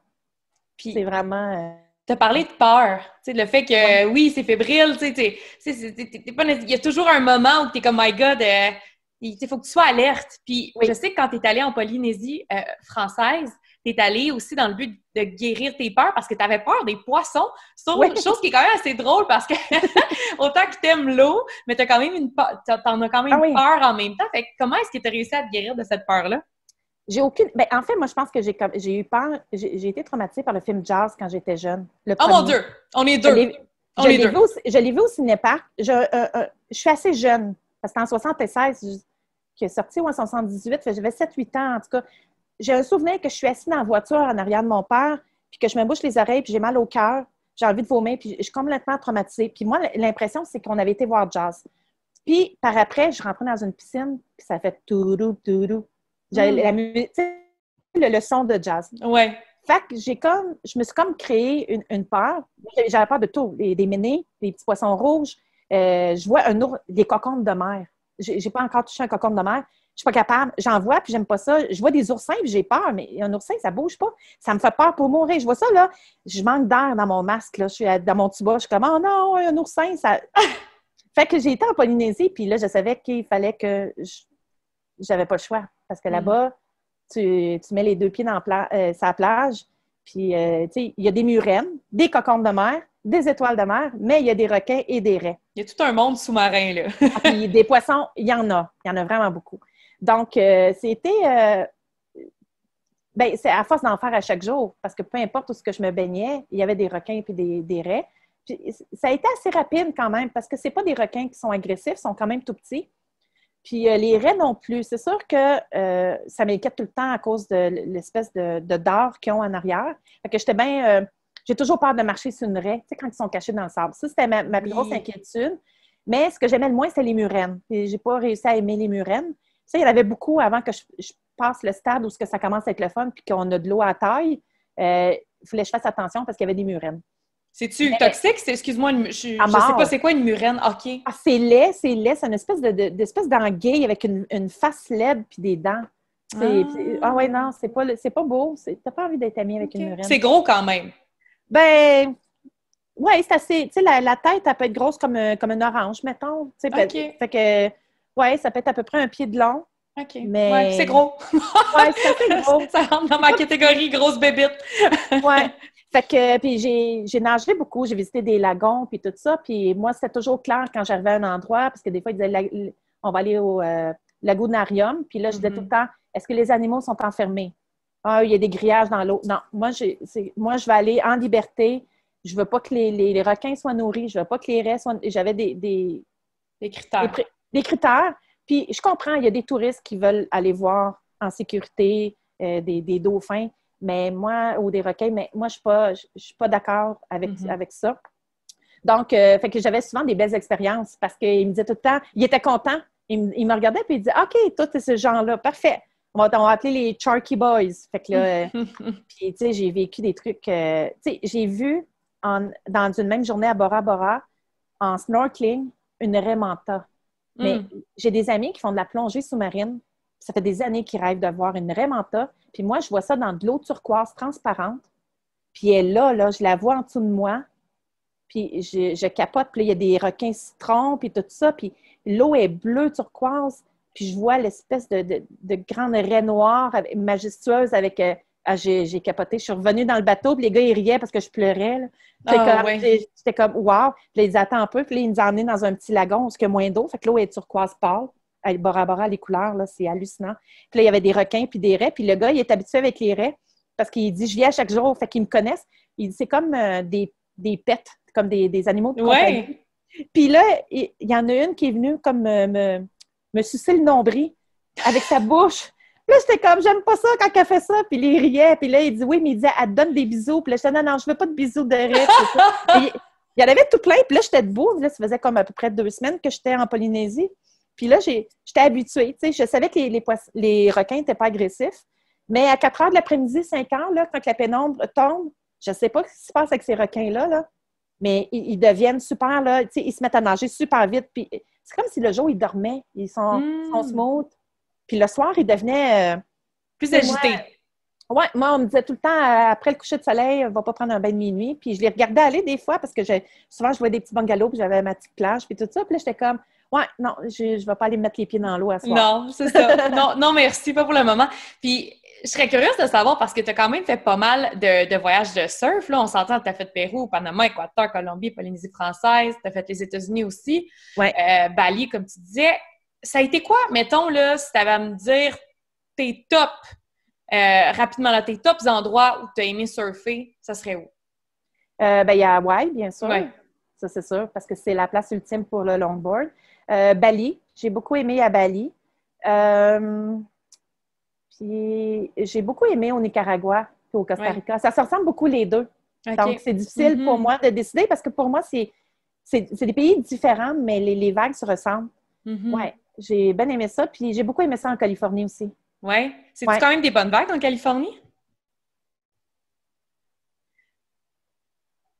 Ça dépend des jours, oui. Mais moi, quand j'y étais, Il y avait le El Niño, puis l'eau était chaude, puis on n'avait pas besoin de wetsuit. Parce que je déteste surfer avec des wetsuits. Ouais, je le fais, là, des fois je vais dans le Maine quand j'ai des crises, mais j'aime moins ça. Je trouve qu'on est moins libre. Mm-hmm. Puis non, j'ai beaucoup aimé ça à Huntington Beach. C'est un petit peu dépassé à peu près 45 minutes après Los Angeles. En fait, il y a des compétitions souvent là, de surf, longboard puis de board régulier. C'est comme la Surf City de Los Angeles. OK. Ouais. J'avais été à Malibu, mais les vagues étaient vraiment super minuscules. Fait que c'est frustrant de ne pas attraper de vagues quand tu veux surfer. Fait que des fois, à place d'aller frustrer dans l'eau, je m'assois sur la plage, puis je les regarde aller, puis je suis contente pareil. C'est ça, juste le fait d'être immergé dans l'environnement, ça te comble. Puis écoute, time flies, on s'en va tranquillement vers les questions en rafale, mais avant, je voulais absolument que tu nous parles un petit peu des femmes ou hommes que tu admires dans le milieu du surf, qui t'ont soit inspiré ou qui continuent de t'inspirer. Je ne sais pas si tu en as quelques-uns à nous nommer. Moi, c'est sûr qu'en faisant du longboard, je suis très impressionnée par les filles qui en font. J'étais une grande fan de Kelia Moniz. Sa famille vit à Waikiki, puis ils font du surf à Waikiki. En fait, c'est des gens que j'ai pu côtoyer souvent aussi. Okay. Puis je me rappelle, la famille Moniz, elle a une école, puis tous les frères font du surf, toute la famille en fait. Et j'allais souvent près d'eux autres pour écouter ce qu'ils disaient à leurs étudiants, juste pour apprendre, puis tout ça. Fait que j'étais bien curieuse, mais Kelia, oui, c'était vraiment une inspiration. Il y avait Carissa Moore aussi, si je ne me trompe pas dans les noms. Puis il y avait la petite Hailey Otto. Puis elle, vu que j'ai été une dizaine de fois à Hawaï, je l'ai vue, elle avait 10 ans. Wow. Là, aujourd'hui, c'est une femme. Tu sais, je vois les photos sur Instagram, puis là, elle est rendue... elle est commanditée par Billabong, fait qu'elle a fait des belles photos avec ses costumes de bain Billabong. Puis c'est une femme. Mais moi, je l'ai connue. Elle était les cheveux blonds, couettés, puis elle s'en allait avec sa planche de surf, puis elle était bonne, puis elle était à côté de moi, puis je la regardais. Puis, tu sais, c'est drôle parce que les gens, ils vieillissent, mais ils ne changent pas. Tu sais, même si je l'ai vue à 10 ans, puis aujourd'hui, maintenant, elle a 17-18, c'est la même personne, c'est juste que c'est une jeune femme maintenant. Fait que c'est bien le fun de voir ça. Puis il y a Bethany Hamilton aussi. Quand je me plains pour rien, Bethany Hamilton, c'est celle qui s'est faite attaquer par un requin quand elle était jeune. S'est fait arracher un bras par un requin-tigre, si je ne me trompe pas, ou un requin-bulldog, mais je pense que c'est un requin-tigre, sur l'île de Kauai en surf. Elle était avec son amie Alana Blanchard, son frère et son père. Il y a un film là-dessus. Puis cette fille-là a décidé qu'elle voulait faire du surf pareil, même si elle avait juste un bras. Puis aujourd'hui, elle est mère de famille, elle a 2 enfants, puis elle est surfeuse professionnelle. Puis elle n'a jamais voulu avoir, mettons, OK, tu peux partir 5 minutes avant parce qu'il te manque un bras pour te rendre. Elle disait non. Moi, je vois comme une égale. Mais elle a fait du regular, tu sais, du surf. Du surf. Ouais. Fait que, mais c'est son côté est inspirante. Je veux dire, je ne sais plus, elle avait 11 ou 12 ans quand c'est arrivé. Puis je me rappelle que j'étais à Hawaï parce que quand elle allait à l'épicerie, il y avait des photos d'elle à l'hôpital, puis il ramassait des sous pour l'aider à payer son hôpital, puis essayer de l'aider, puis tout ça. Puis moi, je trouvais ça bien... Ça m'avait un petit peu stressée. Mon doigt, une petite fille qui s'est fait manger un bras par un requin. Mais bien inspirante. Elle a fait des films. Il y a un film sur sa vie, c'est pas elle qui joue dedans. Puis il y a un film qui s'appelle Unstoppable. Puis son livre. Ça parle... Son livre, mais il y a aussi un documentaire, puis c'est vraiment inspirant. Tu ne peux pas te plaindre dans la vie. Des fois, quand je me plaignais dans l'eau où on chialait, je repense à elle, puis j'étais comme, ben non, regarde, moi j'ai 2 bras, puis let's go. Fait que c'est inspiration féminine, power. Oui, et puis je vais m'assurer de mettre les détails des comptes Instagram pour que ceux qui s'intéressent au surf ou qui veulent juste voir des femmes qui thrive dans leur domaine, ça peut être des beaux modèles à suivre. Puis écoute, on va terminer ça en force, ma chère Jen, avec nos questions en rafale, ce qui te vient le plus rapidement à la tête, d'accord? Donc, on commence le moment où tu as eu le plus peur en voyage. Je me suis fait attaquer dans un taxi à Lima, au Pérou. Okay. Ça a fini mon voyage. Ils ont cassé la vitre en arrière. Ils ont pris mon sac à dos. Ils ont cassé la vitre à côté de moi dans le taxi. Ils ont pris tout sur moi. Ils ont enlevé ma robe pour m'assurer que je n'avais rien caché. Puis ils sont partis. Puis moi, je disais à mon ami, je ne suis plus personne, j'ai plus rien. Puis ils ne comprenaient pas ce que je disais parce que je mélangeais le français, anglais, espagnol. J'étais tellement sur le choc. J'avais de la vitre partout. Puis il disait, je ne comprends pas pourquoi tu dis que tu n'es plus rien. J'ai dit, j'ai plus d'identité. Il dit, qu'est-ce que ça veut dire que tu n'as plus rien? J'ai dit, ils ont tout pris. Mais il dit, tout pris. Ils ont tout pris. Il me restait ma robe, mes sous-vêtements et mes gogoons d'un pied. Mon Dieu. C'est tout ce qui me restait. Fait que l'ambassade puis tout ça, c'est pas le fun. Mais tu sais, je me dis, tu sais, moi, j'ai eu un accident de moto à Bali. Je me suis juré que je ne ferais plus jamais de moto. Je ne fais plus de 2 roues. C'est plat de gâcher son voyage pour un accident de scooter. Puis c'est un poulet puis un lapin, puis un poulet puis un chien qui se couraient après dans la rue. Puis je ne voulais pas les frapper. On a perdu mes bagages souvent. Et tu sais, je me dis, j'ai l'impression d'avoir coché, tu sais, les trucs poches qui peuvent arriver, là. Là, moi, je l'ai eu, tu sais, je l'ai eu fort. Là. Fait que, tu sais, j'ai pas trouvé ça le fun. Par après, si tu me demandes si ça a gâché mon voyage au Pérou, c'est un de mes plus beaux voyages, malgré la fin. Parce que t'en sors plus fort. Moi, je suis revenue au Québec, j'ai fait une publicité, j'ai refait mon passeport 3 semaines après, j'étais au Nicaragua avec ma chum, c'est la plage de Survivor. Tu sais, tout le monde m'a dit, ça va tranquilliser Geneviève. Ben non, voyons donc. Il n'y a personne qui va m'empêcher de voyager. C'est de la résilience. C'est le fait de... Ça fait partie, mais ça fait partie de la game. Tu sais, quand tu t'en vas en voyage, c'est sûr qu'il y a du risque, mais règle générale, il est contrôlé. Tu sais. Mais j'ai eu très peur. Tu sais, j'ai eu un choc émotionnel puis un choc nerveux quand même. Tu sais. Ça a pris du temps avant que je pleure. J'étais au poste de police. Le No comprendo tu espagnol. Je me suis mis à crier comme une folle, puis je criais presque au Pérou. Il paraît qu'il faut crier pour avoir ce qu'on veut. Puis là, mon ami Ravière, il parlait à ses parents, puis il dit non, elle pleure pas. Puis, à un moment donné, quand je suis arrivée chez eux, parce qu'il a dit, bon, on va t'accueillir à la maison, sa mère m'a pris les bras, je suis partie à pleurer. Tu sais, ça prend une maman, hein? Tu sais, une maman là, confortable qui te prend les bras, puis elle te dit, elle va-tu? Puis là, tu pars à pleurer. Puis là, mon ami ne savait plus quoi faire. Il a fait, elle pleure. Fait que, ben oui, c'est ça. OK, mais quand même. Puis, ton voyage est réussi quand? Complète la phrase. Mon voyage est réussi. Je pense que quand je découvre quelque chose, quand j'apprends des choses, j'ai besoin, moi, de me mêler au monde, de parler aux gens, de faire rire une madame au Mexique parce que j'ai des cheveux bleus. Là. Tu sais, c'est ce genre de des petits moments de même où de parler à des enfants ou parce que on est une curiosité, on sait quand on arrive. Fait que moi, c'est ça. Quand que je touche des gens ou quand moi, je découvre des trucs ou j'apprends des trucs. Ouais, c'est ça qui est... Ouais, j'ai besoin d'être émerveillée, d'apprendre. 100%. C'est l'école de la vie. Je relate 100% avec ce que tu dis. Puis je pense que tous les voyageurs, c'est un peu ça qu'on va chercher quand on voyage. On va chercher notre dose d'émerveillement puis de connexion. Puis dans un autre sens, qu'est-ce qui te tape le plus sur les nerfs en voyage? Ah, les voyageurs qui chialent. Ceux qui chialent. Moi, cet hiver, j'ai été en Italie pendant 2 semaines. J'ai essayé d'apprendre l'italien. Je le baragouine. Je le comprends, mais je ne le parle pas. Puis j'ai voyagé et j'ai rencontré beaucoup de gens qui chialaient. Premièrement, ben, ils crient en français. La plupart étaient français, probablement parisiens, désolé pour les Parisiens, mais ils chialaient en français à une madame qui ne comprend pas. Puis la dame essayait de lui expliquer en anglais. Puis, tu n'as pas envie de les aider. Tu sais, moi, je parle anglais, français, puis l'italien, je le baragouine. Puis, il y en a que j'allais aider parce que je voyais qu'il y en a qui avaient l'air désespérés et qui étaient gentils. Mais tous ceux qui étaient vraiment comme hautain, tu sais, dégradé, tu sais, qui regardent quelqu'un de haut en voulant dire « Moi, je suis meilleure que toi dans la vie. » Parce que moi, tu sais, ça m'atteint. Je prends jamais... je ne vais jamais les aider.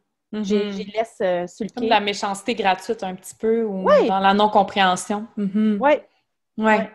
Puis tu dirais que la qualité qui te sert le plus et le défaut qui te sert le moins quand tu voyages.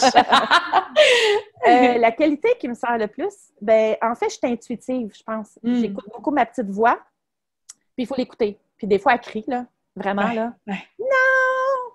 Puis là, je l'écoute, puis là, je fais comme, OK, tu sais. Fait que je pense que ça, c'est quelque chose que j'ai en dedans de moi, d'être intuitive. Puis le défaut qui... Ben, je sais pas. Pas de défaut. non, mais j'en ai beaucoup, mais tu sais, je veux dire, je suis un peu sauvage. Je sais que je suis sûre d'approche. OK. Mais en voyage, je me fais quand même des amis. Je suis quelqu'un de très solitaire dans la vie de tous les jours. Fait que, puis un peu sauvage. C'est un petit peu dur d'approche.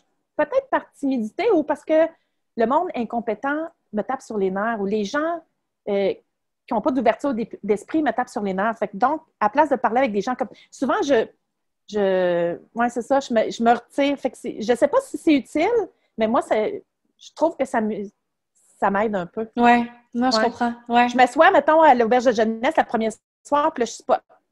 Là, je fais « Ah, elle, je ne l'aime pas. Non, ça ne marchera pas, moi, puis elle. Ah, lui, OK. » On dirait que, je ne sais pas, Mais, ouais. C'est le sens de... Ouais, non, mais je sais pas, je vois ça comme un défaut. Je trouve ça, en fait, c'est l'observation, c'est la capacité d'observer puis de gager les gens, tu sais, de voir les personnalités. Mais en même temps, peut-être des fois, au premier jugement, tu vas juger trop vite. Je sais pas, c'est ça que ça pourrait amener? Ou... Okay. Ça pourrait être ça. Ou je sais que je suis difficile d'approche. Les gens me le disent souvent. Un coup qu'ils me parlent, ils me disent tout le temps, c'est difficile de t'approcher. Mais je pense que je suis fermée, tu sais. J'ai une grosse coquille puis je suis vraiment protégée. Mais pourtant, en voyage, tu sais, souvent, on rouvre la porte super... On la rouvre vraiment grande, tu sais. Avec nos amis, on la rouvre un petit peu. Notre famille, tout le monde pense qu'ils nous connaissent beaucoup, mais tu connais jamais quelqu'un autant que quand tu rencontres quelqu'un d'autre en voyage qui a les mêmes passions que toi. Fait que, ouais, je pense que je suis dure d'approche. Fait que ça pourrait me nuire un petit peu. Ouais, dans ce sens. En tout cas, si je peux te dire, moi, je t'ai pas trouvé dur d'approche. Je pense qu'on est dans un contexte comme de voyage, entre guillemets. Oui, c'est ça. On a les mêmes passions. Oui, on est comme dans une auberge de jeunesse en ce moment. Puis, un défi que tu souhaites surmonter ou une peur que tu souhaites surmonter qu'il y aurait encore dans ta liste? Ou... Ben, en fait, j'aimerais vraiment ça, enlever la peur que j'ai acquérie au Pérou dans les vagues de surf. Parle-nous-en donc! Qu'est-ce qui a fait en sorte que tu as acquis une peur? Ben, en fait, les vagues j'ai voyagé, parce que moi, quand je pars en voyage, c'est toujours une destination surf, mais je finis par le surf. Si je commence par le surf, je vais aller au Pérou, mais je ne vais pas aller au Machu Picchu, là, je surf, là, c'est comme j'ai plus de vie. Donc, je voyage et après, je finis. J'ai fini à Mancora, qui est un village très loin, pas loin de l'équateur. C'était magnifique. J'ai passé 2 semaines à marcher nu-pieds dans le sable parce que tout se fait sur la plage. Puis j'étais en face de la vague, je tripais, je me suis fait des amis, mais les vagues devenaient de plus en plus grosses, puis j'apprenais, puis je trouvais ça le fun, puis tout ça. Puis il y a une journée, ça a été difficile. J'ai passé dans la machine à laver, puis j'ai pensé mourir. Là. Je pensais que je me noyais. Puis, puis là, je sortais de l'eau, puis la vague était là, puis mon ami était sa vague. Parce que les gens, ils ne peuvent pas venir t'aider dans le crash zone. Ce qu'ils font, c'est qu'ils attendent que la série soit finie, puis ils viennent te chercher après. Parce que sinon, ça fait 2 personnes en détresse. Mais lui, il restait près de moi sur la vague, puis il me disait « Una mas ». Une autre. Là, je disais, non. Une ultima. Puis là, je dis, hey, ça fait 3 fois que tu me dis sa dernière. Mais moi, je passe dans la machine à laver, je sors de l'eau, je prends un respect, puis il y a un mur d'eau qui me retombe sur la tête. Puis je retournais. Puis à un moment donné, tu ne sais plus si tu. Là, je nageais, puis là, je me rendais compte, je m'en allais dans le sable. Fait que je suis sortie de l'eau en grosse panique. J'ai des amis argentins qui étaient à mon hôtel qui sont venus m'aider de sortir de l'eau parce que j'étais en hyperventilation. Je pleurais. L'eau me sortait par le nez parce que de l'eau, quand tu surfes, là, le nez, là, c'est incroyable. Tu marches à un moment donné dans la rue, puis l'eau te sort par le nez. OK! J'ai jamais compris le principe. J'ai beau essayer de vider mes sinus, ça dure des jours, moi, des fois. Puis là, je suis sur le bord, puis je pleure, puis là, je fais de l'hyperventilation, puis j'ai des hauts le cœur, puis tu sais, puis là, Pato, il me flatte dans le dos, tu sais, puis il me dit en espagnol, il dit, tu sais, Geneviève, qu'est-ce que t'as à faire, hein? Je dis, ouais. Mais il dit, si tu y vas pas, tu vas plus jamais surfer. J'ai dit, je le sais. Fait que là, il dit, pleure un bon coup, puis retourne dans l'eau. J'ai pleuré un bon coup, je suis retournée dans l'eau. J'ai fait des petites vagues, mais tu sais, j'étais pas trop sûre. Le lendemain, je suis retournée, c'était un petit peu plus gros. Puis là, j'étais avec un autre minding. J'avais peur. Les gars, ils riaient, j'arrêtais pas d'aller faire pipi aux toilettes. Puis là, je disais, il a dit, oh, il va-tu? Elle sera pas là. Puis là, il dit, qu'est-ce que tu fais? Ben, je fais pipi. Je faisais des pipis nerveux. Ouais. Puis là, ben, c'est ça. Fait que là, ça a été une autre mauvaise session. Mais là, à place d'avoir peur du crash zone, mon ami a dit, aujourd'hui, on va pas surfer, on va essayer d'apprendre à sortir du crash zone. Fait que, puis c'est ça. Puis après ça, je suis sortie de l'eau, j'étais épuisée. À un moment donné, j'ai fait une vague, puis là, j'ai dit, je fais cette vague-là. J'ai dit, je sors. J'étais épuisée. Ben, ça faisait 2 semaines que je surfais. Puis ça faisait 3 semaines que je voyageais au Pérou, tu sais, sur la route, mal des montagnes, puis tout ça. Et physiquement puis psychologiquement, j'étais au bout du rouleau. Tu sais, j'étais heureuse, mais on dirait que notre corps, il lâche, mais notre esprit, il lâche pas. Puis là, puis là, les gars, ils ont dit, demain, ça va être pire. J'ai dit, non, ça, c'était ma dernière vague, tu sais. Je le savais. Si je trouvais ça triste, pendant 2 jours, j'ai regardé les gars faire du... Mais c'était gros, là. Il y avait des petits tunnels. Les gars, ils se mettaient accroupis, là. Fait que, ouais. Fait que c'est là que j'ai développé la peur. Quand je retournais dans l'eau, c'est la peur de tomber dans le crash zone. Ouais. Fait que c'est ça. Fait qu'il y a eu un avant et après. Parce qu'avant, c'était tout le temps, donne-moi une plus grosse, j'en veux une plus grosse. Puis là, c'est comme, je la trouve grosse. Puis là, il fait, ben là, elle fait 3 pieds. Hein, je la trouve grosse. Tu me dis que tu fais des vagues de 5, 6 pieds, 8 pieds, puis là, tu la trouves 3. Tu vois, mais j'ai peur. Puis là, ils font, voyons, qu'est-ce qu'elle a? J'aimerais ça régler ça. Ça serait mon but. Ouais. D'aller réaffronter des plus grosses. Puis justement, comme tu l'as dit, tu as fait un genre de... Il t'a montré comment un peu sortir du crash zone, fait de se sentir outillé pour sortir de ces moments-là. Est-ce que tu sens que ça t'a aidé ou... Oui, oui, ça m'a aidé. Mais, tu sais, par après, je suis partie au Costa Rica, tu sais, 3 semaines après. Puis quand je suis arrivée sur la plage de Survivor, j'avais peur. Puis le gars, il m'a dit, mon dos, t'as bien peur. Il l'a vu dans ma face. Puis on a passé 4 heures. Il m'a montré à passer par-dessus la vague, le truc que j'avais. Puis à un moment donné, il m'a dit, on va pas surfer tant que je vais voir cette face-là puis ces yeux-là. Puis il était super patient avec moi. Puis là, on passait par-dessus la vague. Parce que moi, j'ai un longboard. Je ne peux pas piquer du nez avec mon board et passer en dessous de la vague. Il faut que je fasse le turtle roll. Il y a plein de méthodes à passer ou sinon ramer super vite. Puis c'est souvent un problème. Tu sais, il me dit souvent, si tu avais un petit board, ça serait facile. Puis je fais, ouais, mais je fais pas ça. C'est une longboard. Mais il a passé une couple d'heures, vraiment. Puis là, à un moment donné, il a vu dans mes yeux que je m'amusais, puis tout ça. Puis là, il a dit, viens, suis-moi. Puis on est parti en arrière des vagues, puis on a aussi mis à prendre des vagues. Okay. Mais il était vraiment... tu sais, il ne me connaissait pas, là. Il a lu en moi, il a vu ma face, puis il ne comprenait pas. Puis après, on s'est assis pour prendre une bière, puis j'ai raconté ce qui s'était passé au Pérou il y a 3 semaines. Plus, il y avait aussi le fait que je venais d'être attaquée dans le taxi. Fait que je me demande si je traînais pas un petit peu, un petit peu ça. Ouais, ça avait été un voyage assez demandant côté émotion. Oui. Puis, j'aimerais ça terminer, Jen, avec un fait wild sur toi. Un fait wild? Wild. Wild. Ouais, comme dans la thématique du podcast. Genre. Ben, je te dirais que ben, il y a 2 côtés. Il y a un côté physique, puis mettons un côté personnalité. Mon côté physique, c'est que j'ai beaucoup de tatous. Et dans certains pays, des fois, les gens, ils trouvent ça un petit peu étrange, surtout que je voyage seule. Je suis blonde avec des grands yeux bleus, puis là, j'arrive avec mes tatous, je suis une femme, avec mon sac à dos, je parle espagnol, puis je suis à Colombie, puis je deal des trucs dans la rue. Les gens, ils font un petit peu le saut. Puis je sais que ça peut me brimer dans certaines activités que je pourrais faire un jour. Fait que je fais beaucoup attention à... Mes tatous, c'est mes histoires, c'est ma vie, c'est des souvenirs. Mais je fais beaucoup aussi attention à ne pas avoir des tatous qui pourraient offusquer les gens comme un Bouddha. Tu ne peux pas aller au Sri Lanka, c'est un tatou de Bouddha visible. OK. Tu ne passes pas la douane. Tu passes pas la douane. Okay. Je ne sais pas si c'est une légende urbaine, mais on m'a parlé de prison. En tout cas. Puis je sais que si, mettons, tu as un tatou de Ganesh, tu sais, c'est beau, un beau Ganesh, un beau éléphant plein de couleurs, mais souvent en Inde, tu sais, c'est des divinités, là. Tu te promènes avec un tatou de Dieu, tu sais. T'approprier une divinité, dans le fond. Oui. Puis, tu sais, j'aimerais ça aller au Japon, puis je sais qu'au Japon, il y a un certain logement, je ne me rappelle plus comment ça s'appelle, c'est typique des Japonais, puis tu te promènes en kimono, puis après ça, tu vas dans un bain où il y a juste des femmes, puis tu te baignes tout nu. Puis il paraît, puis j'ai écouté un reportage, je pense à la télévision ou sur Netflix, puis la fille, elle avait un petit tatou sur l'épaule, puis la femme, elle a dit, c'est pas grave, mais habituellement, les gens avec des tatous, on les laisse pas rentrer. Moi, j'ai des gros tatous, j'en ai une quinzaine, des petits, des gros, des moyens. C'est pas des trucs épeurants, c'est des sirènes, des vagues, des trucs de voyage, tu sais, des chats. C'est pas des trucs qui font peur, mais pour eux autres, si j'arrive avec tout nu, déjà être nu devant des étrangers, je trouve ça, c'est pas dans ma nature. Avec toutes mes tatous, j'ai peur de faire peur aux Japonais. Fait que, tu sais, je sais que ça peut me brimer, mais je fais attention quand je choisis quelque chose, de m'assurer que ça ne pourrait pas me brimer. Mais j'ai aucun problème à les cacher pour entrer dans un temple ou si un jour, tu sais, j'ai l'intention d'aller dans des pays arabes et tout ça, ça ne va pas me déranger d'attacher mes cheveux et de me mettre un voile. C'est partie du respect local. Oui, moi, c'est bien ouvert. Puis ça serait mon côté, je pense, que au premier coup d'œil, ça serait ça. Puis côté personnalité, je pense que c'est le fait que je sois téméraire. Parce que je suis quelqu'un de téméraire, solitaire. J'ai pas peur de grand-chose, puis je m'ennuie pas.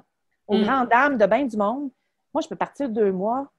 Puis c'est parce qu'il y a Facebook qu'on garde des contacts, mais je ne suis pas une ennuyeuse. Je peux partir 6 mois, puis je ne vais pas m'ennuyer.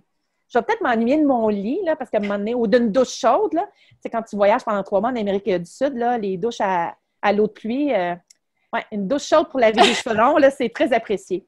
Oui. Je pense que c'est ça, mon petit côté sauvage, là, go wild, là, Oui. Intéressant. Je ne savais pas que tu étais tatouée 15 fois.